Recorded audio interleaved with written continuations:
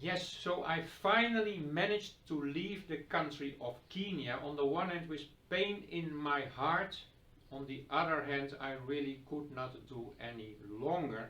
I spent 2.5 years of my life here, including 2 years of serious social and economic crisis caused by the government in response to the COVID-19 situation. The first year I've got many good memories. I spent my time in Machakos and I really enjoyed the nature, the countryside, and learning to know about traditions and culture of Kenya people, including spending a lot of time in your rural family homes, raising your own chicken, growing your own vegetables. Also at that time I built my own family and I will be forever thankful for this family.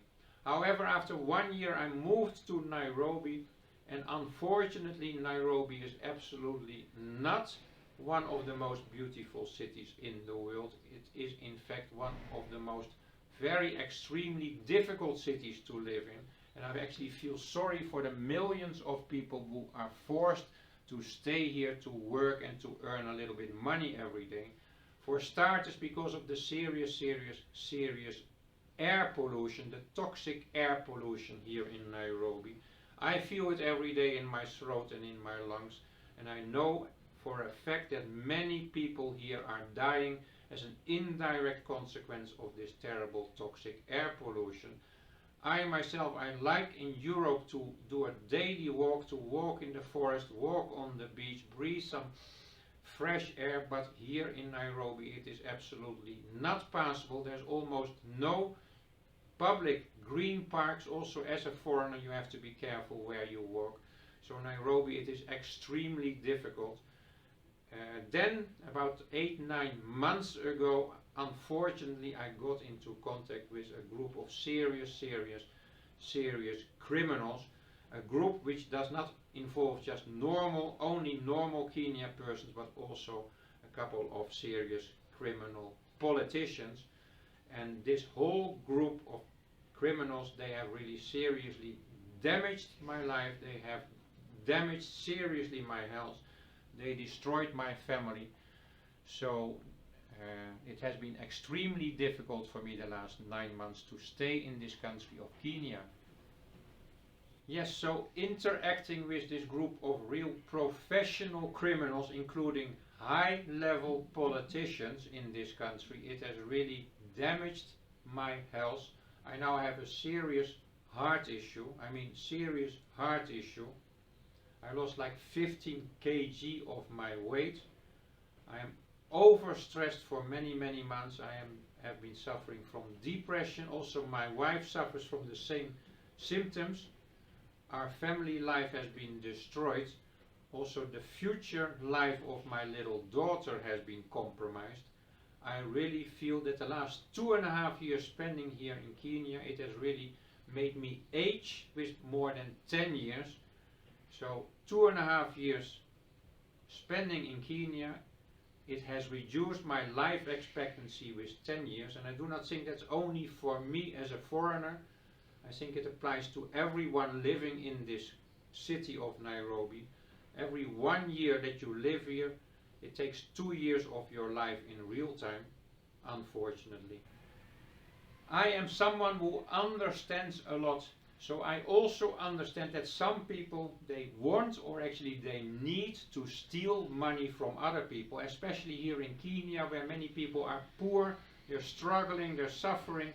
It's difficult for them to support their families, so I understand that if you give them the opportunity, then they just take the opportunity to steal from you. What I do not want to understand, what I just do not want to accept, is that there is serious criminals out there, really serious criminals, who don't give a shit, who don't give a fuck, who do not care at all about the impact of their actions on the people that they steal from. It is not all about the money, so I lost substantial amounts of money, and it is painful to lose these amounts of money, especially when I did not come here with the big purpose to earn a lot of money or something. I came here with the purpose to help, especially to help many people suffering from chronic diseases like cancer, stroke, paralysis victims, diabetes, heart disease, neurological issues,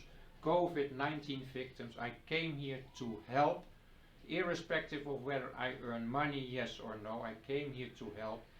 And people like me, these serious criminals, they smell them, they approach them, people like me, and they take and grab everything they can get. Not just a little amount of money, like 20% of your money. They grab everything, and then they demand you, they force you to take out more loans so that they can take even more. I told these criminals in an early stage that I have a little daughter with serious health issues, that I could not even support my little daughter, but they do not care at all, and that part I just do not want to accept. These are serious criminals. I tell it is not just about the money, it is about damaging the health of me and my family members, destroying my family life, and that is unacceptable. Anyway, I do not want to be too negative. I also do not really want to judge. And at the end of this video, I also want to apologize to Kenya citizens watching this video. It is not my purpose of this video to say that Kenya is this terrible country, because I know it is not. For example, from a nature point of view, Kenya is one of the most beautiful countries in the world. And I can tell that from experience, because I traveled in so many other countries. I know God has really blessed your country with so many things. However, from a people point of view, especially for a foreigner, Kenya is not an easy country. I know also that Kenya citizens, they are not worse or better than other people in the world, like in Europe or USA. I understand that here the situations, the circumstances are much more difficult for people, and thereby you see much more these negative characteristics of us human beings.